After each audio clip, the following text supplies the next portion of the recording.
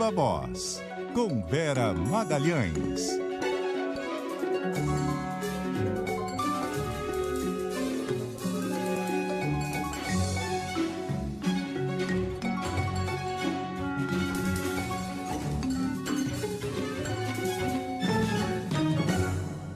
Seis horas e 3 minutos. Vera Magalhães, Viva Voz. Boa noite, Vera.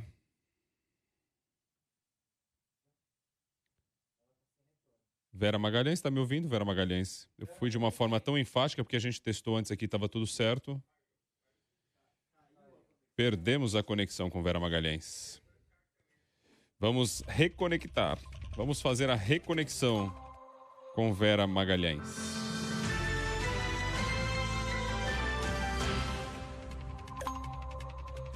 Como eu disse mais cedo, a gente vai conversar com Ciro Gomes para repercutir esta operação da Polícia Federal, operação que ele foi alvo hoje. Ciro Gomes, ex-governador do Ceará e pré-candidato à presidência da República. Vera Magalhães de volta. Agora sim, Vera, tá ouvindo? Ainda não temos Vera Magalhães. Tá ouvindo, Vera? Então não me larga. Vem, Vera Magalhães, vem. Boa noite para você. Boa noite, Vera. Boa noite, Bocardi. Então vai lá. Fala um boa noite aí. Agora o sorriso já deu pra gente sentir que você tá no ar. Fala um boa noite de novo, bem bonito, Vera. Boa noite, Bocardi. Boa noite, Nadédia. Boa noite, Ciro Gomes. Boa noite a todo mundo que nos ouve e nos assiste. Vamos lá. Nadédia a gente não tem hoje, mas Ciro Gomes temos. Então tá Ministro, governador, são tantos nomes que podemos chamar. Bem-vindo aqui. Obrigado por estar com a gente. Uma boa noite. Boa noite, Rodrigo. Boa noite, Vera Magalhães. Boa noite a todos os ouvintes da CBN. Eu queria começar aqui com uma questão e depois a Vera segue, mas primeiro sabendo um pouco do que aconteceu no decorrer do dia, porque tivemos a operação e depois as suas manifestações durante o dia e a partir daí alguma evolução desse caso, alguma coisa, porque por parte da Presidência da República ou do Governo Federal não houve nenhuma, a Secretaria de Comunicação da Presidência da República não houve nenhuma resposta, nada foi dito sobre isso. Olha, eu fui vítima de uma aberração e qualquer brasileiro que tenha um mínimo de equilíbrio e que cultive o direito, como eu procuro cultivar, dará razão a essa minha afirmação. Entretanto, eu acho que como homem público eu devo explicações humildes a todos os brasileiros que eventualmente prestaram atenção nisso. Foi determinado por um juiz federal do Ceará uma busca e apreensão aqui na minha residência e de outras tantas pessoas, e o pretexto dessa busca e apreensão determinada pelo juiz seria colher provas de que eu estaria envolvido em receber propinas, né, de uma licitação fraudada ou em que eu teria influenciado nessa licitação do estádio Castelão em Fortaleza. Isso é uma aberração absolutamente inominável por algumas circunstâncias que os meus advogados trouxeram, porque até aquele momento em que a polícia chegou aqui eu não tinha sido informado de absolutamente nada. Portanto, explicando com humildade, vocês me interrompam se for necessário, e eu peço que a imprensa brasileira investigue isso que eu vou falar aqui. São coisas práticas e objetivas. Primeiro, os fatos a que se refere a delação premiada que deu base a tudo isso teriam ocorrido entre 2011 e 2012, 10 a 9 anos atrás. Aqui já tem uma questão prática importante, é que uma busca e apreensão é uma providência cautelar antes da denúncia, antes de formação de culpa, para que a polícia tenha, com a pressa às vezes necessária, a possibilidade de se apropriar de provas que eventualmente podem ser destruídas se não fizer uma urgência. Os fatos que eles estão procurando provas teriam acontecido pela delação premiada lá no ano de 2012. Não existe busca e apreensão com tal passagem de tempo. Esta licitação acontece e a delação premiada acontece no âmbito da Lava Jato e eles mencionam, não é, que no estado do Ceará uma delação premiada em 2017. E agora, 2021, eles fazem isso sem me ouvir, sem me dar audiência em nada. Agora eu tenho os fatos. Vamos aos fatos que os meus advogados me trouxeram. A licitação do Castelão foi pelo tipo menor preço, foi uma concorrência internacional. O preço do edital foi derrubado na concorrência 100 milhões a valores da data. Então saiu pelo menor preço. Então seria a primeira vez que alguém cobraria propina para escolher a proposta mais vantajosa para o Estado derrubando, não é um trocado, 100 milhões de reais do preço do edital. Esse é o primeiro esclarecimento. Segundo, eu não era autoridade pública, o meu irmão era governador do Ceará. Eu não era autoridade, não ocupava nenhum cargo, não tinha responsabilidade nenhuma.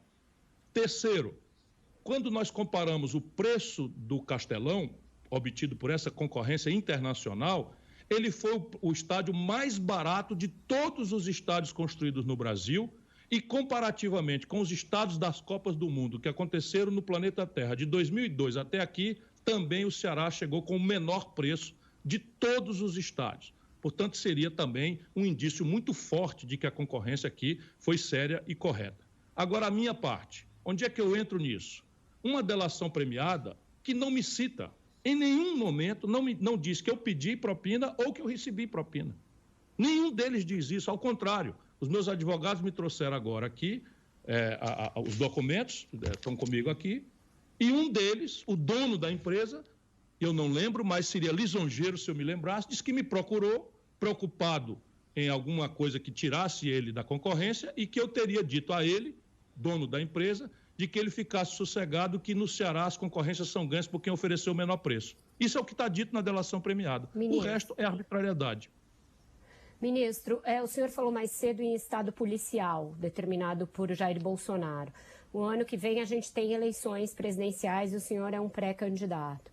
O senhor teme que esse modus operandi preceda todo o processo eleitoral, atinja não só o senhor, como demais candidatos? E o que o senhor pretende pedir de providências aí, tanto à Procuradoria-Geral da República quanto ao Supremo Tribunal Federal, em relação a essa possibilidade específica? Se você vir, eu esqueci de dizer no primeiro argumento, de que o delegado da Polícia Federal me colocou como agente público. Quando qualquer pesquisa vai olhar que eu não era agente público, muito menos vinculado a esse tipo de assunto. Meu último mandato político foi 2006, 2010, deputado federal. Depois eu fui secretário de Saúde do Ceará por um ano e muito longe de todos esses fatos que aconteceram. Portanto, o delegado é que induz o juiz em erro. Entretanto, eu não quero ser ingênuo. Eu estou interpondo, a primeira petição é para que o juiz, à luz do argumento que eu estou dando, de que eu não fui citado por ninguém diz que eu pedi ou que recebi qualquer tipo de propina ou vantagem.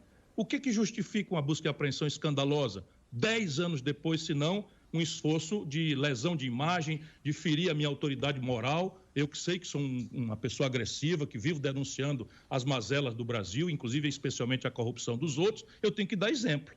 Eu não tenho nenhuma moral com nenhum brasileiro se eu deixar na minha biografia uma mancha de uma pessoa que recebe propina numa licitação. Eu que fui ministro da Fazenda, comandei a economia do Brasil, fui ministro da Integração Nacional, fiz projetos monstruosos como o Projeto São Francisco. Nunca, em 40 anos de vida pública, passei por esse tipo de constrangimento, nem para ser absolvido. Então, o que é que eu vou fazer? Vou pedir, já fiz aos advogados, fazer uma petição para que o juiz, à luz desses argumentos, possa dizer agora se ele foi ou não induzido em erro pelo delegado. Claramente, as aspas que o juiz cita são todas mentiras do delegado no que se refere a mim. Aos outros, cada um que se explique. Meu irmão, eu sei que é honrado, que é sério, está respondendo. Os números são absolutamente esses que eu lhe dei. O estádio mais barato, a licitação internacional, derrubou 100 milhões de reais em relação ao preço do edital, porque aconteceu essa concorrência aberta, limpa, como acontece na vida de nós aqui cearenses, a vida inteira, que não estamos muito longe de qualquer tipo de escândalo. E se o juiz persistir nisso, eu vou representar contra Sua Excelência no Conselho Nacional de Justiça.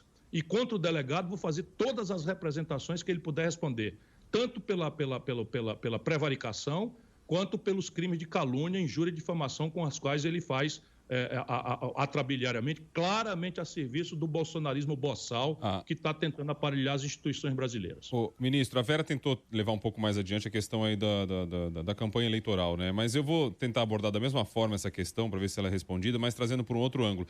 O que leva o senhor a estabelecer essa relação com o presidente Jair Bolsonaro nesta operação, levando em consideração que foi um ministro da Justiça Federal, um juiz da Justiça Federal, no Ceará, que tomou essa decisão e que a Polícia Federal foi lá e cumpriu a ordem de um juiz federal.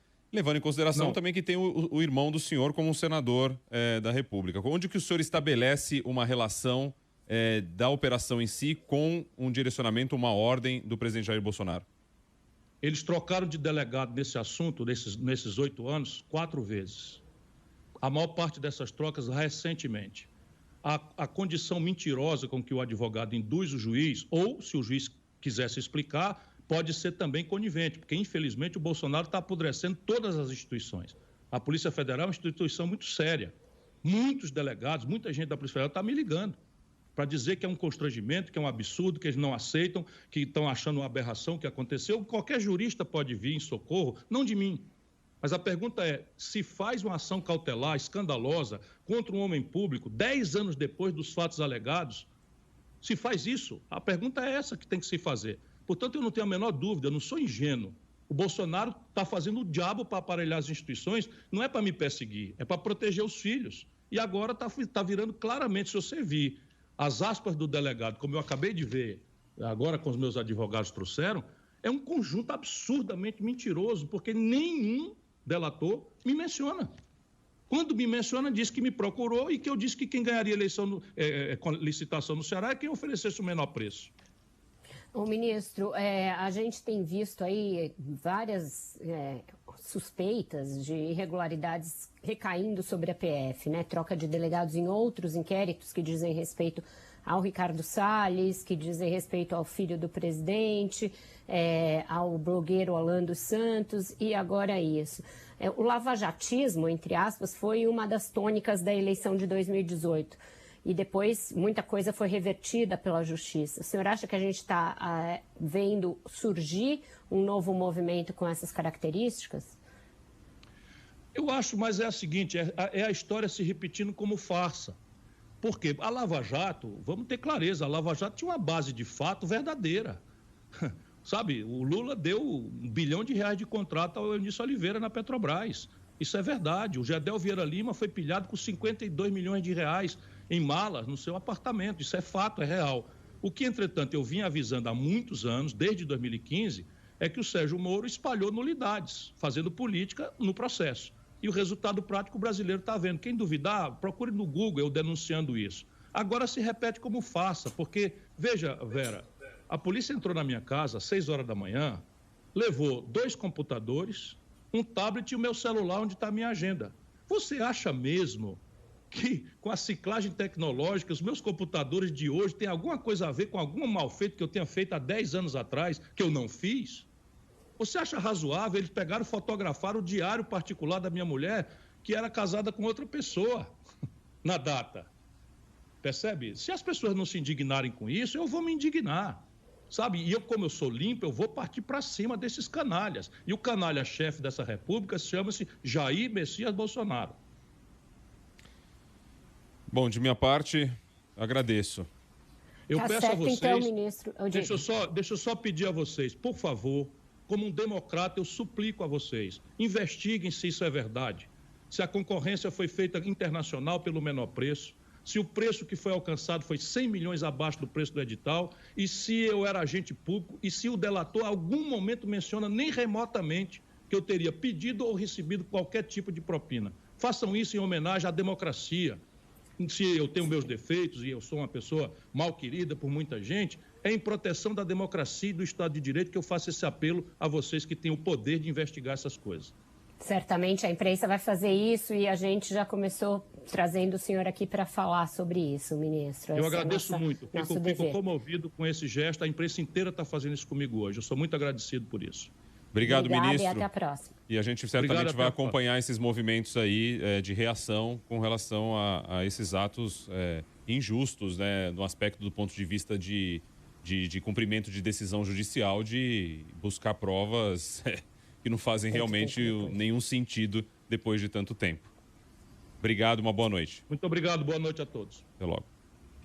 São 6 horas e 16 minutos aqui, 6h17, a gente segue aqui com o ponto final. Vera, você quer complementar alguma coisa com relação a isso? Não entrando no mérito da questão, né, Vera? Não entrando no mérito da questão em que cabe aí realmente a polícia e os órgãos fiscalizadores, né, cumprirem o seu papel e fazerem isso, né?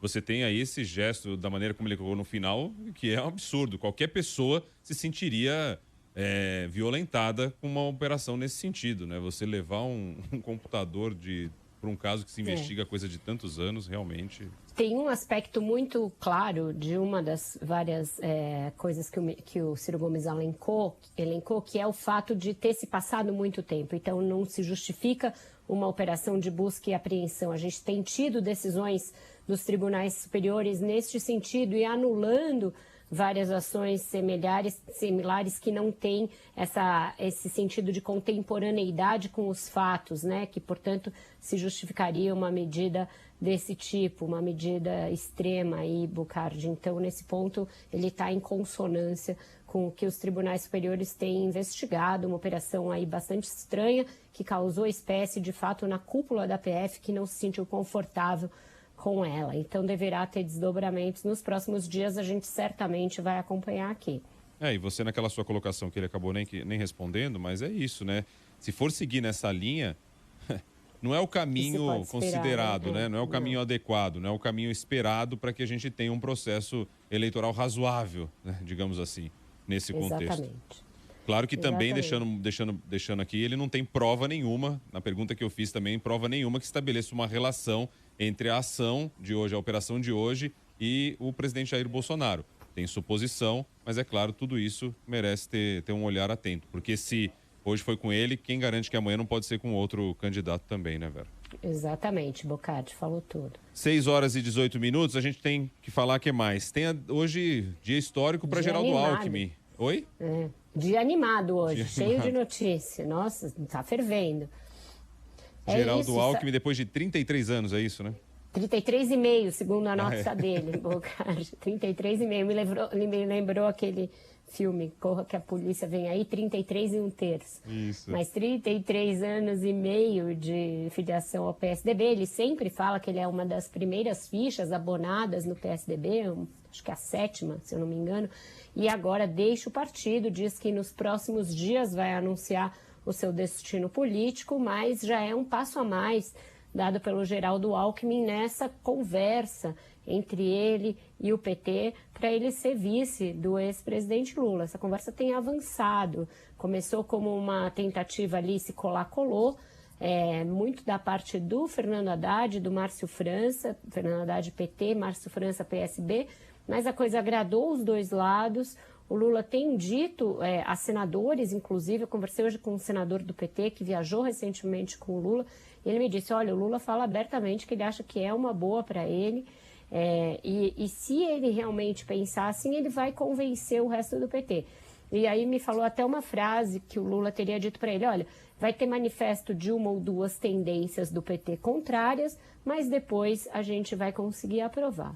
Então, do lado do PT, essa disposição, e do lado do Geraldo Alckmin, também uma disposição positiva de zerar as críticas e as rusgas do passado e tentar essa aliança, que vai ter de ser explicada ao eleitor de ambos, não vai ser algo facilmente assimilado por alguns, mas que pode ampliar o espectro de eleitores do Lula no entendimento dos petistas. Então, o Alckmin dá o primeiro passo e o segundo passo seria definir para que partido ele vai. Não é uma escolha simples, porque a depender do movimento que ele fizer, pode inviabilizar uma candidatura sua ao governo do estado caso a ideia da vice não prospere. Então ele tem de fazer um movimento que seja ao mesmo tempo um plano A e um plano B. Plano A da vice do Lula e o plano B de continuar candidato ao governo do estado, caso a coisa não dê certo. Ele lidera as pesquisas aqui para o governo do estado. Por isso, na avaliação de muita gente, essa ida do Geraldo Alckmin para a chapa do Lula é, antes de tudo, uma boa notícia para os candidatos ao governo de São Paulo.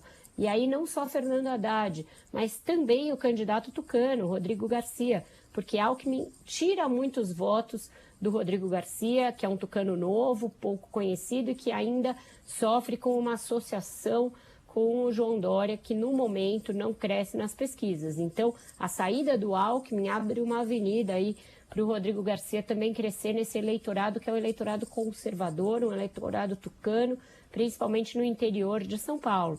Então, para quem disputa o governo de São Paulo, essa possível chapa Lula-Alckmin é uma boa notícia, tanto à esquerda quanto à direita. O que vai depender agora é das próximas conversas. Lula e Alckmin deverão estar juntos, Bocardi, num jantar neste domingo, um jantar bastante importante que está sendo organizado por aquele grupo Prerrogativas, que discute aí questões jurídicas, questões ligadas à democracia e no qual os dois são convidados. Deverá ter aí, então, portanto, um ensaio de um encontro público entre potenciais companheiros de chapa em 2022. Vera, duas questões aqui para te colocar. Primeiro tem aqui, pergunta para a Vera, tal, mas já é um pensamento, olha o pensamento já da galera, né? Será que a intenção do Geraldo é ser vice do Lula para se virar presidente, assim como ele fez com o governador de São Paulo, Mário Covas, quando era vice de Mário Covas? Quer dizer, fazer uma aposta muito distante, né? Mas o ponto que eu ia colocar... Não cabe a mim fazer essa conjectura. Claro. E acredito que nem o Geraldo Alckmin, eu já soube que com quem fala isso para ele fica bastante irritado, não gosta dessas insinuações, porque são insinuações bastante pesadas, né? Mas o ponto que eu ia colocar é o seguinte, nada é por coincidência, né? Os passos assim são bem pensados. E ontem tivemos este resultado de pesquisa eleitoral bem significativo, né? Mostrando o Lula na posição que ele está e com uma rejeição muito grande, né? de Jair Bolsonaro. Um dia depois vem aí a decisão do Alckmin de sair do PSDB. Exato, essa pesquisa foi muito boa para o Lula, ruim para o Bolsonaro e ruim para o Moro, que aparece em patamares inferiores ao de outros levantamentos. O que ela mostra é um dado também interessante, Bocardi, que o Lula empata com o Bolsonaro no eleitorado evangélico, que é muito caro ao bolsonarismo e que o Bolsonaro tem tentado atrair com sucessivas medidas. Então, mesmo neste eleitorado, o ex-presidente Lula empata com o Bolsonaro. Artistas denunciam censura do governo, a OEA, Organização dos Estados Americanos? É a Comissão de Direitos Humanos, né, da OEA. Eles tiveram uma audiência a esse respeito, pedida por um grupo de artistas. Falaram nessa audiência o ator Wagner Moura, o cantor Caetano Veloso, a cantora Daniela Mercury, entre outros, denunciando a existência de censura à cultura e às artes no Brasil. É um daqueles processos que tendem a ser lentos, mas que, de novo, expõem perante os colegiados, os órgãos internacionais, uma imagem do Brasil que a gente esperava ver sepultada ali na ditadura, né, no período da ditadura, mas que persiste. A gente tem visto uma série de critérios ideológicos na definição de políticas culturais, da alocação de recursos para planos, para programas de incentivo, para fundos setoriais, etc. E é esse estado de coisas que esses artistas denunciaram à Comissão de Direitos Humanos. Vamos ver que fim esse processo tem, que andamento ele tem daqui para frente. Vera, e a história do TCU com a Anastasia levou aí a uma chateação do Bezerra Coelho, deixou a liderança do governo, senador? Foi um dia bem animado, né, Bocardi? Exato. O senador Fernando Bezerra Coelho, que chegou a ficar vermelho ali para defender o governo na CPI da Covid, fez ali também outro papel ao fazer o relatório que viabilizou a aprovação da PEC dos precatórios no Senado. Imaginava que seria recompensado com essa vaga no TCU, que é uma tremenda vaga, porque é um cargo vitalício, até você se aposentar compulsoriamente aos 75 anos, não precisaria mais disputar a eleição, estaria ali numa relax, numa tranquila, mas não, teve só 7 votos, foi considerado muito humilhante isso, e um sinal de que o governo fez um acordo com o presidente do Senado, Rodrigo Pacheco, para canalizar os votos governistas para o senador Antônio Anastasia, que também teve muito mais voto que a senadora Cátia Abreu. Então, essa joint venture entre o Rodrigo Pacheco e o Palácio deixou o Fernando Bezerra Coelho muito irritado. Ele se afastou da liderança do governo e agora, segundo a avaliação de políticos pernambucanos com quem eu conversei, de outros integrantes do governo, ele pode fazer um caminho de volta rumo ao Lula, rumo ao governador, ao prefeito João Campos do Recife, ao governador Paulo Câmara, a esse grupo aí da chamada Frente Popular, né, em Pernambuco, para ter aí uma nova sobrevida. Ele já foi ministro petista, já esteve com Eduardo Campos, seu filho já foi ministro do Temer, então é uma família que já esteve em todos os palanques possíveis e agora pode ensaiar uma guinada à esquerda de novo depois desse tombo que levou. E depois da defesa enfática do governo na CPI, ele ficava roxo. É. Parecia aquele personagem do filme Divertidamente, que ficava com raiva ali. Mas era a voz, né? Era a grande voz da defesa ali. Foi em vão. Exatamente. Aliás, o Bocardi acabou de sair uma decisão também, que não estava no nosso roteiro e aconteceu enquanto a gente entrava aqui no ar, Diga. que o Supremo confirmou a necessidade do passaporte da vacina. A maioria dos ministros confirmou a decisão do ministro Roberto Barroso de exigência de passaporte da vacina para a entrada no Brasil. Então, realmente, o dia hoje está com notícia para todo lado. Inclusive, já tinha também a decisão, o pedido ali para... Pedido não, decisão para fazer a exigência no embarque, né? Para acabar com essa, como todos os países fazem, acabar com essa bagunça da chegada aqui, de forma aleatória aqui. Que coisa é essa? Faz no embarque, é muito mais fácil, já tem que apresentar o documento para poder entrar no avião, por que já não olha isso? É ou não é? Depois, se quiser fazer uma rechecagem aleatória mínima possível, faz, mas tem que também confiar e ser sério. Ô Vera, antes de ir pra música, já se abriu um sorriso, já comecei a ficar mais feliz, Vera. Já achei hoje, você ficou chateada por causa da conexão no começo, foi isso? Fiquei tensa, né? Porque eu fiquei com medo da gente ter uma bela entrevista, um furo aí, nossa, e eu não consegui entrar, mas relaxei. Não, já foi tudo bem, deu tudo Bocardi. certo, foi tudo ótimo, tá aí. Vamos acompanhar, foi bom demais, fica bem. Tô bem, tô Tá bom, ótimo. então vamos ouvir a música. A música diz respeito justamente a isso, a saída do Fernando Bezerra, e aí diz que fui por aí levando um violão, e foi Hoje, embora, você falou isso, eu violinha lembrei na antes da música, eu tava lá mais cedo no jornal também, daí eu abaixei a cabeça, assim, tava a Cíntia Toledo comigo, e eu abaixei a cabeça para dar uma olhada nas mensagens que as pessoas estavam escrevendo, e de repente eu olho pro lado, tá a Cíntia perdida. Porque ela ia chamar uma história, e daí o teleprompter mudou, ela não sabia o que é, daí ficou aquela coisa dela, então, o que eu falo? E eu também não sabia. Eu olhei pro lado e falei assim, calma, peraí, vamos botar aqui as coisas no lugar, o que tá acontecendo e tal, a gente desenha, dá tudo certo e beleza. É isso vamos em aí, frente. gente, jornalismo ao vivo tem dessas coisas, né? Vamos ouvir a Emoção. música então. Tchau, Boca. Valeu. Se alguém perguntar por mim, diz que fui por aí, levando o violão embaixo do braço. Em qualquer esquina eu paro, qualquer botequim eu entro. Se houver motivo, é mais um samba que eu faço. Já estão dizendo aqui que a bezerra foi desmamada e o coelho foi pro forno. Mas só depois que a saudade... Vem a foto de Brasília, não tem o nome dele, tá ligado aqui na CBN aqui. E só falta agora o senador Marcos Rogério, diz que os dias também dele estão contados na trairagem do Bolsonaro. É ele que tá dizendo aqui, hein? Vamos lá, 6h30 vem o repórter CBN. Beijo, Vera Magalhães, boa noite. Tchau, até amanhã, gente. Tchau, tchau. Boa noite. Pensando nela.